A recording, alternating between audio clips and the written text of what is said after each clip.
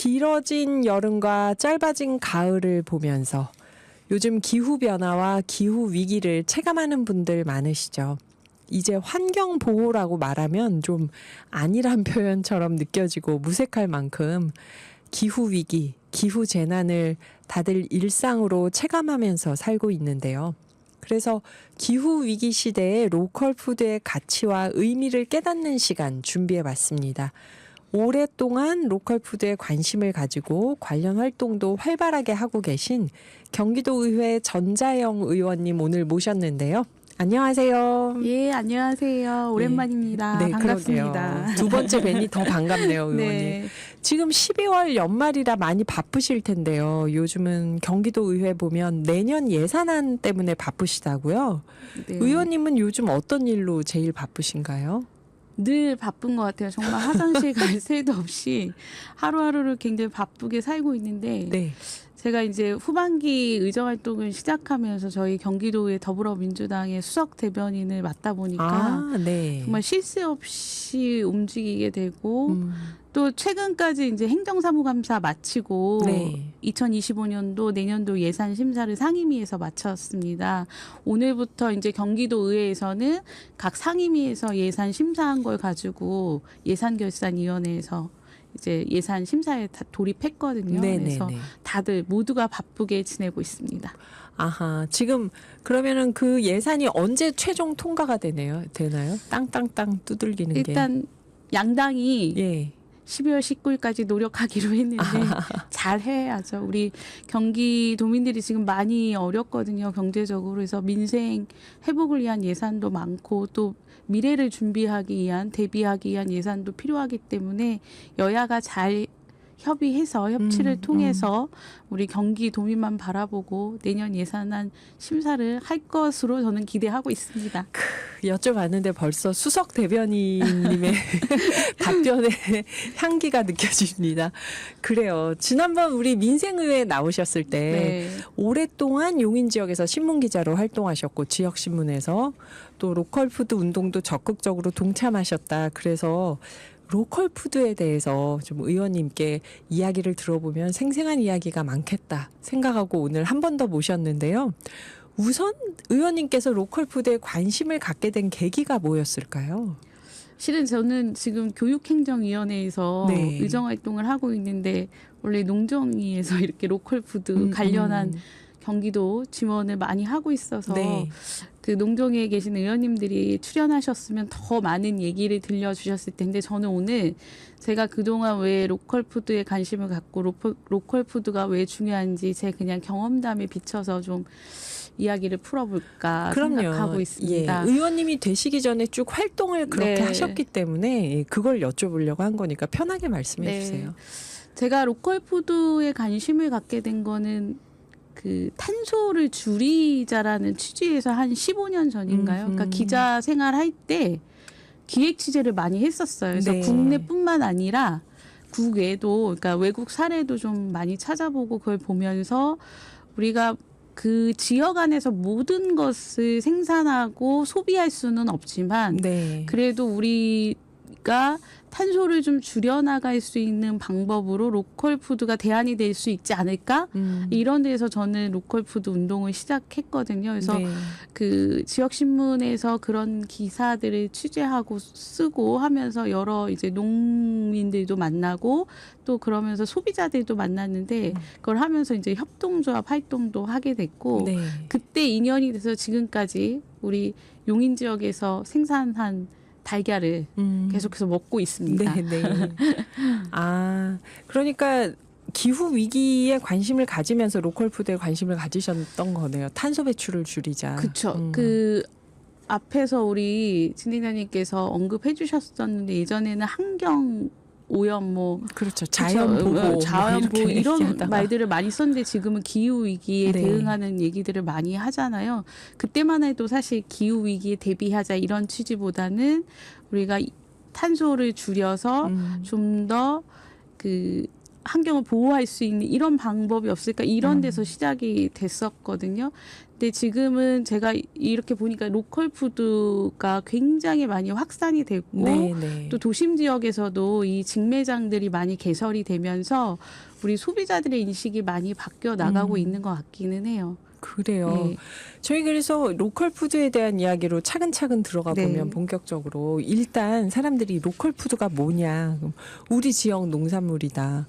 그러면은 동네에 농사를 안 짓는 동네는 어떡하냐 이런 분도 계시고 또 서울 경기 지역의 인구의 절반 이상이 우리가 모여 사는 나라다 보니까 그러면 각자 자기 지역 농산물 먹자 하면 인구가 적은 지역 농산물은 생산해도 소비해 줄 사람이 없겠네? 이런 질문도 있고 또 한국이 결국 미국으로 보면 하나의 주보다도 작은데 여기서 우리 지역 다른 지역을 따지면서 로컬 푸드를 벽을 치게 되면은 전체적인 균형 발전에도 문제가 있는 거 아니냐. 사실 우리는 전라도 저 끝에서 서울까지 와도 미국 한 주에서 이동하는 것보다 짧다. 이렇게 주장하는 분들도 계시고요. 네. 우선 의원님께서 생각하시는 로컬 푸드가 뭔지를 한번 정리를 해주시면 어떨까요?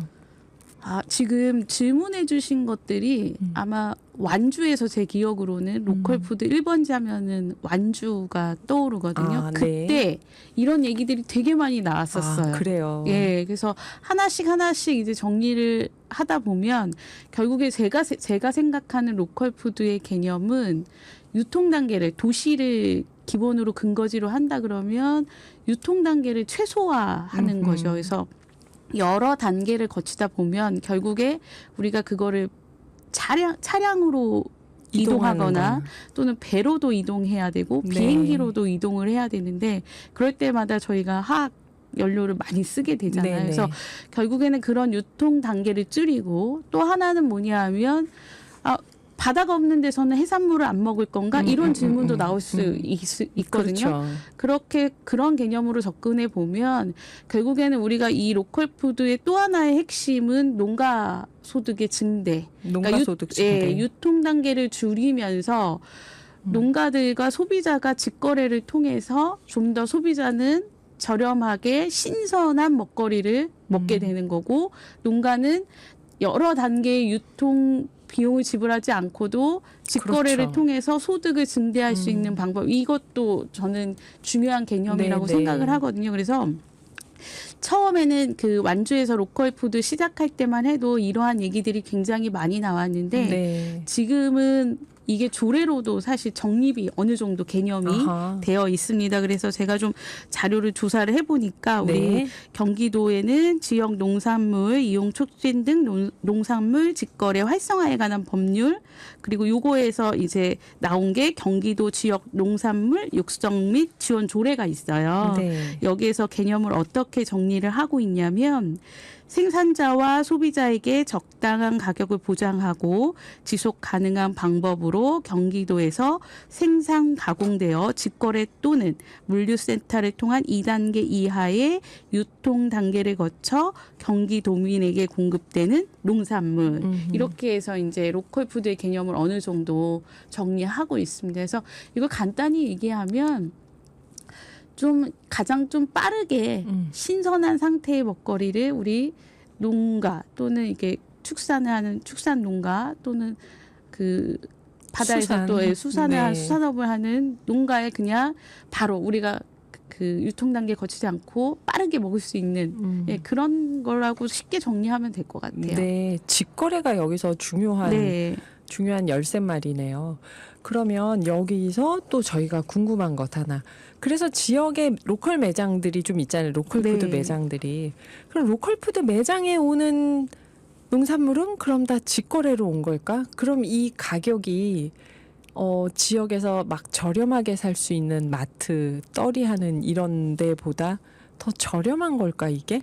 그러니까 어떤 유통 경로를 통해서 로컬푸드 매장에 오고 가격은 어떻게 형성되는 건지 그거를 또 한번 설명해 주신다면요. 그러니까 로컬푸드라고 해서 가격이 싸다 이런 개념은 아닌 것 같아요. 저는 역으로 우리 농가들이 이렇게 정말 온갖 정성을 다 들여서 생산한 이 먹거리들을 제 가격을 받게 해주는 것도 굉장히 중요하다고 생각을 하거든요. 그러니까 예를 들어 대량 생산 해서 대량으로 유통에다 넘겨서 가격을 받는 것이 아니라 소량으로 생산하더라도 정말 그 농가가 제 소득을 유지할 수 있게 해주는 것도 저는 중요한 한 축이라고 생각하기 때문에 로컬 푸드라고 해서 가격이 싸다 이런 개념보다는 우리가 신선하고 안전한 먹거리를 가장 빠르게 내 집 앞에서 가까운 거리에서 먹을 수 있고 구입할 수 있고 또 이것이 안전하다.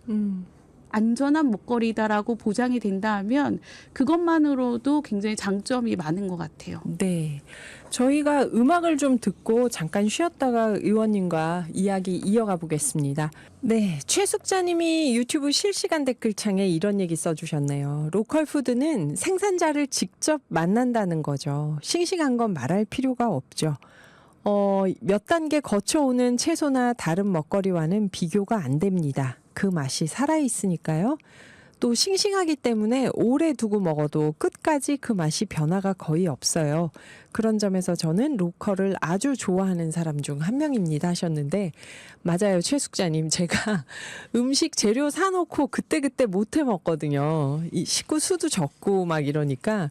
근데 로컬 푸드 매장에서 사온 것들은 한 보름쯤 지나도 싱싱합니다. 그래서 안 버리고 끝까지 다 먹게 되더라고요. 중요한 얘기 해주셨네요. 최숙자님.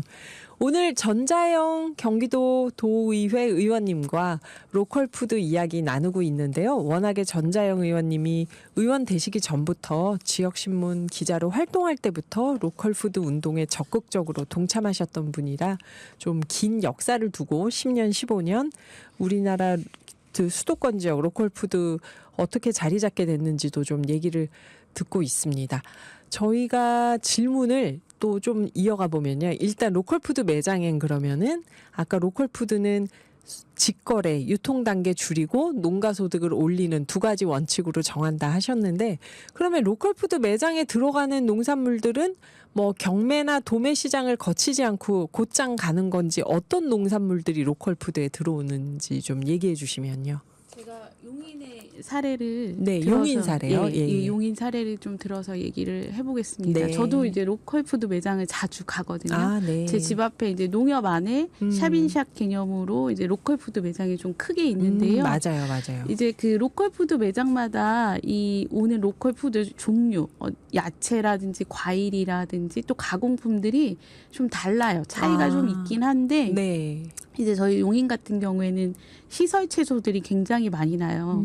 도농 복합 도시라서 우리 경기도 권역을 보더라도 도농 복합 도시에 있는 로컬 푸드 매장이 많거든요. 네. 그러니까 저희 용인뿐만 아니라 화성, 고양, 파주, 그다음에 김포, 아하. 안성 이런 데들이 보면 로컬 푸드 매장이 많은데 이제 그 지역들이 주로 도농복합이거나 특히 화성 같은 경우는 또 바다를 끼고 있어서 굉장히 잘 되고 있는 걸로 제가 알고 있거든요. 네. 그래서 가면은 지역마다 좀 특색 있는 그 생산품들을 볼 수 있고요. 이제 용인에서 이렇게 가보면 상추 하나를 보더라도 네. 한 15개 농가, 20개 농가가 다양하게 나옵니다. 근데 그 상추의 포장지를 도에서도 지원을 해주고 시에서도 지원을 해주거든요. 그런 네. 비용들을. 그걸 보면은 거기에 농가 얼굴들이 다 있어요. 또 이름도 성함도 다 그렇죠. 들어가 있더라고요. 이름도 있고 연락처도 있고 네. 어디서 생산했는지 주소도 다 나와 있거든요. 그래서 우리가 로컬 푸드를 처음 그 정의가 정립되지 않았을 때 어떻게 표현했었냐 하면 네. 로컬 푸드는 얼굴 있는 먹거리다. 아하, 그래서 생산자가 예. 누군지 있는. 네, 그래서 그 신뢰를 바탕으로 할 수 있는 그 생산품들이 다양하게 있죠. 그래서 보면은 용인 그 농협의 매장 같은 경우에는 유통 단계를 거쳐서 오는 그 농산물들과 실제 농가들이 직접 가져와서 거기 와서 포장한 거를 다 이렇게 바코드를 찍습니다. 네. 그 공간이 따로 있거든요. 거기서 찍어서 출하를 하고 매일매일 그거를 관리를 해주죠. 예, 그래서 굉장히 신선할 수밖에 없고 또 농가들이 바로바로 수입을 확인할 수 있는 구조로 되어 있죠. 아, 이제 좀 더 명쾌해지는데 그러니까 이건 그러면 농수산물 시장의 그런 중간상이나 경매 구조를 거치지 않고 네. 생산한 곳에서 직접 로컬푸드 매장으로 직거래되는 거네요. 그렇죠.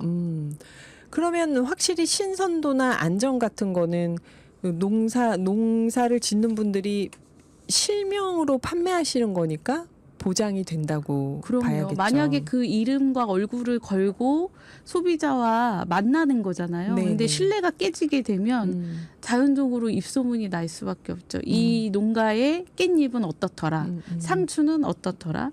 청경채는 어떻더라. 다 네. 평가가 바로바로 나오죠. 근데 그런 거를 관리를 또 이 로컬 매장에서 굉장히 교육이나 이런 걸 통해서 농가들을 또 관리를 잘 하고 있어요. 아, 그러면 이 로컬푸드 매장에 가보면은 친환경이나 유기농 인증이 없는 농산물도 많이 있죠. 있거든요. 예.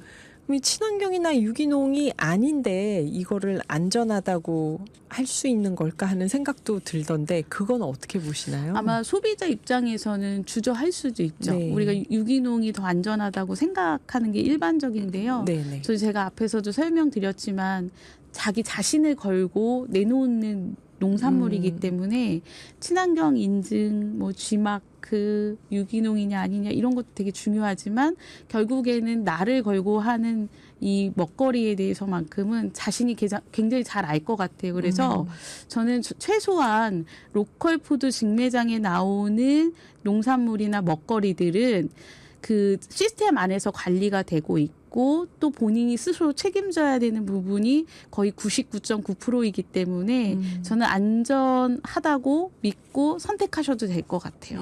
하기는 또 사면은 정말 냉장고에서 오래 있어도 오래 놔두면 안 되는데 이게 가끔 오래 있어도 먹을 때 전혀 정말 그 신선함이 그대로 유지되는 경우들이 있어서 아, 이게 금방 따가지고 와서 이렇구나 하는 게 느껴질 때가 있거든요. 이제 마트에서 저렴한 거 사면 이틀밖에 안 됐는데 물르죠, 막 예, 야채 예, 같은 거는. 무르고 심지어 썩는 것도 있고 그렇죠. 그럴 때가 버리는 있어요. 게 반이라고. 예, 예. 근데 요즘에는 로컬 푸드의 농가들이 굉장히 소비자의 만족도를 높이기 위해서 고민들을 많이 하시는데 포장도 점점 더 소포장. 네. 돼가고 있어요. 그러니까 빨리 먹고 소비할 수 있도록 이렇게 많은 양을 포장하는 게 아니고 실은 농가들은 소포장하는 게 굉장히 힘들거든요. 품이 되게 많이 들어가요. 네.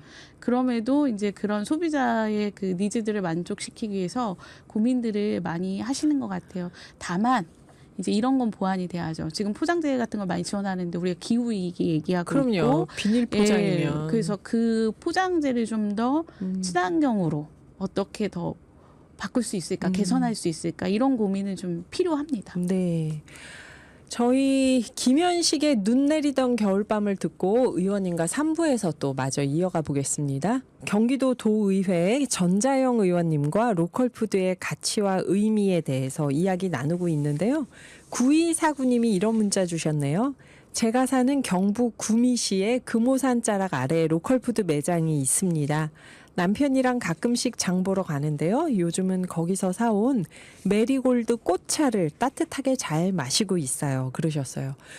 저는 로컬푸드 매장 하면 제가 이용하는 건 주로 뭐 양파, 호박, 버섯, 당근 막 이런 거 사오는데 메리골드 꽃차 하니까 아, 로컬푸드 매장에 그런 것도 어디 있는 것 같더라 싶긴 해요. 되게 다양한 게 많은 게 예. 치즈도 있고요. 아, 뭐 차 종류도 굉장히 종류가 다양하고 네. 나물도 그냥 생나물만 있는 게 아니고 건나물 종류도 아, 굉장히 맞다, 많아요. 맞다. 그리고 가공식품들도 그 바로바로 생산해서 이렇게 출하하잖아요. 네. 그런 것들도 많이 있고요. 아, 그러니까 농수산 가공식품이라 그래서 직접 생산한 분이 가공식품으로 만들어서 나오는 것들. 예, 이런 제품들 되게 많아요. 그리고 저기 3805님도 저는 완주, 아까 네. 완주가 중실대 거기가 농촌진흥청이 있어서 그런 거겠죠? 완주 로컬푸드 매장에서 농민 이름으로 찍힌 생들기름 병으로 사서 지인들께 선물 드리면 그렇게 좋아하세요. 찐이라고 그러셨는데. 맞아요. 아, 저 저런 거 받아보고 싶네요, 진짜. 생들기름도 좋은 거 사려면 검색해서 막 그 직거래로 파는 걸 사는데 동네 로컬푸드 매장에 저런 걸 팔면 진짜 좋을 것 같네요, 정말. 그러니까 꼭 우리가 생산하는 그런 1차 농산물들만 있는 게 아니라 그걸 한 번 더 가공한 다양한 식재료, 식품들이 로컬푸드 매장에 있다. 요즘에는 가끔씩 수공예 이렇게 제품들도 있기도 하거든요. 로컬푸드 예, 매장에서요. 그래서 여기서 다시 한번 제가 뭐 가격 비싸다고 흠잡는 게 아니라요. 그래도 가서 물건을 살 때 네. 만약 이게 경매나 중간 도매상 없이 정해지는 거라면 로컬푸드에서 파는 것의 가격은 누가 어떻게 정하나요? 농민이 정합니다. 아, 직접이요? 예. 생산자가? 예. 아. 내가 대파 한 단에 3,000원을 받아야겠다. 얼마를 받겠다. 2,000원을 받아야겠다. 근데 좀 더 많이 받아야겠다는 분은 손질도 해서 포장을 하시고, 그러니까 그거는 농민이 스스로 결정하는 겁니다. 근데 대부분 농민들이 다 교류가 되기 때문에 네. 그때의 가격이 어느 정도 형성이 되는지 잘 아시거든요. 아. 그래서 부담이 되지 않는 가격에 저렴하게 공급하시죠. 아, 그러니까 사실은 생산 원가를 가장 잘 아는 분은 농민이시잖아요. 그렇죠. 내가 이거 재배하는데 얼마 들었는지. 그러면 지금 평균적으로 형성된 가격에서 내가 요만큼은 더 받아도 되겠다. 그렇죠. 혹은 뭐 비슷하게 가야겠다. 결정을 하시는 거. 사실 이게 맞는데, 그렇죠? 우리가 뭐 과자나 옷을 살 때 판매하는 회사 측에서 가격을 정하잖아요. 네. 농산물도 생산하는 농부가 가격을 정하는 게 맞는데, 아, 깜짝 놀랐네요, 지금. 아하, 직접 정하신다, 그렇게. 그럼요. 제가 먹는 계란값도 우리 달걀을 생산하는 농가에서 늘 정합니다. 아. 날이 추워서 닭이 알을 잘 못 낳으면 조금 비싸질 때가 아하, 있고, 네. 또는 부득이하게 좀 내려줄 때도 있고, 또는 내리지 못하면 투란이 많이 나왔다고 덤으로 더 넣어주기도 하고, 그런 장점들이 있죠. 그러네요. 로컬푸드 매장 얘기 들으니까 꼭 옛날 장 같네요. 장날에 다 본인이 직접 가격을 정하는 거잖아요. 그리고 아까 2부 끝에 의원님께서 이 포장에 대한 얘기 해주셨는데 사실 소포장이 소비자한테 편한 것 같지만 이 쓰레기가 만만치 않거든요. 소포장. 그래서 저는 요새 왜 제로웨이스트 샵 그래서 쓰레기 안 만든다고 가보면 포장 안 하고 그냥 파는 것들이 있잖아요. 로컬푸드 매장에서 만약 포장을 안 하고 쌓아놓고 그냥 팔면 물건들이 잘 상해서 그렇게 못하는 걸까요? 이건 어떻게 보시나요? 포장 문제는? 제가 항상 앞서 나갔거든요. 이 로컬푸드 운동을 시작할 때도 그랬고, 사회적 기업 협동조합 이런 거 할 때도 항상 너무 앞서 나가가지고 잘 안 됐었는데, 앞서 나가는 전자영 의원님이십니다. 기억해 주세요, 여러분. 네. 그 포장 문제도 이제는 저희가 예. 좀 혁신할 때가 되기는 했습니다. 제가 그 로컬푸드 관련해서 일본에 가면 항상 그 작은 동네의 작은 가게들의 로컬 상품들이 뭐가 있는지 이렇게 유심히 보거든요. 근데 소포장을 하지 않아요. 그냥 그 농가가 이렇게 박스채에 그냥 갖다 놓으면. 놓고 자기 이름을 어디서 누가 생산한 건지 이름표를 달아 놓으면 네. 거기서 장바구니에다가 그렇죠. 저울에 달아가지고 이렇게 가져가는 방식으로 네, 하거든요. 네, 네. 그러니까 그런 방식들이 사실 지금 진행자님이 언급한 예, 저도 그러면 마음이 대안이거든요. 편하겠어요. 예. 살 때. 저희가 지금부터 이런 얘기를 끊임없이 하면 아마 저는 이거 개선이 될 것 같아요. 그래서 비닐 포장, 쓰레기를 줄이고 없애는 포장 방식으로 개선을 하다 보면 저희는 언젠가 좀 비닐 포장 없이도 로컬 푸드를 구입할 수 있고 그거를 또 구입할 수 있는 포장재 집에서 가져갈 수 있잖아요. 장바구니 가져가듯이. 그렇죠. 들고 예. 가면 돼요. 그렇게 해서 가져올 수 있지 않을까. 충분히 저는 개선할 수 있다고 봐요. 그래요. 전자영 의원님이 지금까지 항상 앞서가셨다는 건 이게 좋아하면 그렇게 됐다는 거잖아요. 좀 그렇죠. 시간이 걸렸을 뿐. 예. 네, 지금 로컬푸드 매장에서 비닐 포장을 안 하고 그냥 팔았으면 좋겠다 하셨는데 네. 이게 또 빨리 앞서가는 전자영 의원님을 뒤따라서 빨리 이게 정착이 됐으면 좋겠네요. 그 제로 웨이스트도 그런 경우였어요. 네. 예. 먼저 생각하셨어요. 제로 그러니까 뭐 웨이스트로 제가 하자. 1위 최초가 아니라 네. 그런 걸 늘 생각을 했는데 그게 이제 활동가들을 통해서 또 생활 속에 이렇게 퍼지는. 일상으로 들어오더라고요. 그래서 저희가 이런 얘기를 지금이라도 계속해서 해야 된다. 저는 그렇게 생각합니다. 네. 말을 하면 바뀐다. 네.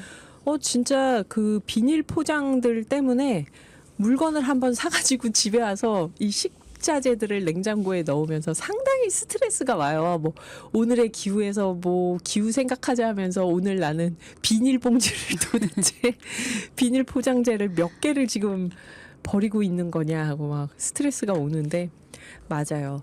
그리고 그렇게 포장재 없이 농산물을 사면 의원님 말씀대로 좀 더 가까운 거리에서 파는 것, 직거래되는 것, 빨리 생산돼서 빨리 오는 걸 살 수밖에 없겠어요. 네, 그쵸? 그렇죠. 매장에서 오래 있으면 안 되니까. 네, 그러니까 저희가 종이 집에서 남는 종이라든지 이렇게 그 가방 같은 거 가져가서 담아가지고 오면 되거든요. 맞아요. 예. 맞아요. 충분히 조금 근데 불편할 수는 있겠죠. 근데 이제 이걸 한 번에 바꾸자라는 게 아니라 차츰차츰 저희가 시도하고 실천하다 보면 아마 그런 날이 오지 않을까 저는 기대합니다. 그 요새 소비자분들은 비닐 포장 없었으면 좋겠다는 분들이 많더라고요. 재활용 쓰레기 배출할 때도 이게 보통 문제가 아니거든요. 야, 일주일 동안 이렇게 많이 썼나 싶은데. 저는 항상 이렇게 막 머릿속에다가 그림을 그리는데 로컬푸드 할 때도 그랬고 사회적 기업도 그렇고 로컬푸드 매장에 농가들의 얼굴이 쫙 걸려 있어서 우리가 굳이 포장재에 이 스티커가 붙어 있지 않아도 네. 이름만 이렇게 이름표만 달아놔도 그쵸, 그 정보를 코너. 확인할 수 있다면 충분히 신뢰가 가거든요. 그래서 네. 그런 식으로 하면서 우리가 포장재를 좀 더 바꿀 수 있는 방법을 이제 해야 되지 않을까. 그래요. 이게 로컬푸드가 결국 생산자 소비자 간의 신뢰 속에서 지금 거래가 되는 거구나 하는 생각도 새삼 드는데요. 의원님 지역구가 용인이잖아요. 네. 용인도 운영이 잘 되는 매장이라고 하고 그렇죠. 아까 말씀하셨을 때 뭐 화성, 안성 여러 지역 얘기해 주셨는데 의원님이 다니시면서 이 로컬푸드 매장 참 잘하더라, 재밌더라 하는 곳이 있었다면요. 저는 화성을 꼽고 싶습니다. 경기도 화성이요? 예, 그러니까 화성은 바다를 끼고 있고 또 농촌도 있고 과수원도 있고 굉장히 그 생산 물품이 다양하거든요. 그러네. 예, 그래서 로컬푸드 매장을 경기도권역에서 시작할 때 굉장히 선도적으로 했었어요. 화성에서요. 예, 그리고 직거래 그 시에서 운영하는 직거래 매장도 있고, 그래서 저는 그 화성의 직거래 매장을 일부러 가기도 했었거든요. 네. 봉담인가에 있었던 걸로 기억하는데 거기서 정말 다양한 유제품도 맛볼 수 있었고 너무너무 좋았어요. 직접 예. 축산 농가에서 만든 유제품이 바로 나오는 건가요? 네, 그래서 지금도 화성에서는 굉장히 다양한 이제 생산품들이 나오기도 하고 또 그런 모델들이 되게 안정적으로 운영이 되고 있어서 일단은 가장 인상적인 거는 도내에서는 이제 화성이 있고요. 용인도 지금 많이 잘 되고 있습니다. 그 농협에 이제 많이 로컬푸드 매장들이 생기면서 네. 이제 인식 변화가 많이 생겨갖고 로컬푸드 매장에 저녁 때 가면 못 사요. 맞아요. 네. 많이 떨어져 있더라고요, 네, 진짜. 항상 아침에 가야 되는. 그 의원님 의회 가시기 전에 얼른 장 보고 의회 가시고 그러는 건가요? 네, 근데 이제 좀 가서 직접 가서 사기 힘들면 우리 경기도에서 운영하는 마켓 경기라고 있거든요. 마켓 경기. 네, 그 네이버에 들어가면 이용할 수 있는데 마켓 경기에서도 우리 경기도 내 생산자들의 다양한 제품들을 구매할 수가 있습니다. 여기서 질문 하나. 그러면 이게 온라인 쇼핑이잖아요. 네, 네. 마켓 경기에서 네. 사는 건.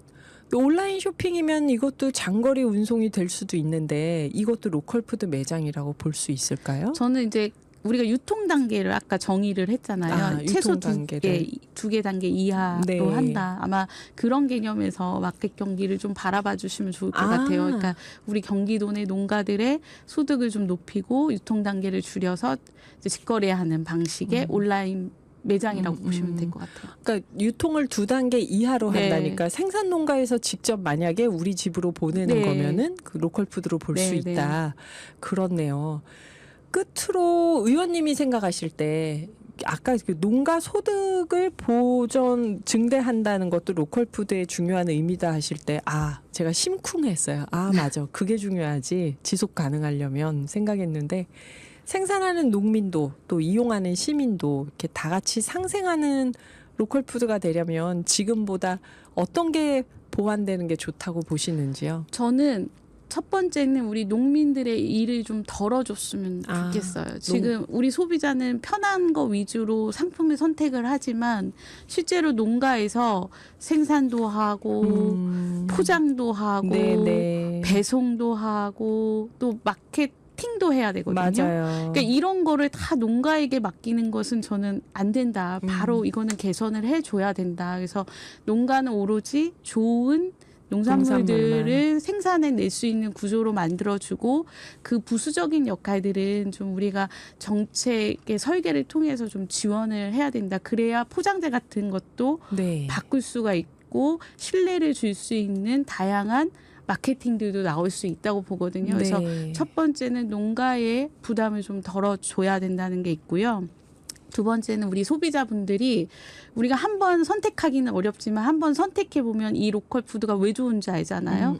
그래서 한 번이라도 우리 경기도민들이 선택할 수 있는 기회를 만드는 일, 그걸 좀 줘야 되는 마케팅들이 나와야 되죠. 그게 하나의 지원 정책으로 만들어져야 네. 생산자 그리고 소비자가 함께 상생할 수 있지 않을까. 저는 그렇게 생각합니다. 딱 두 가지. 정말 아하. 이 두 가지만이라도 하면 아. 저는 로컬 푸드는 굉장히 지역에서 안정적으로 공급과 수요가 이루어질 것 같아요.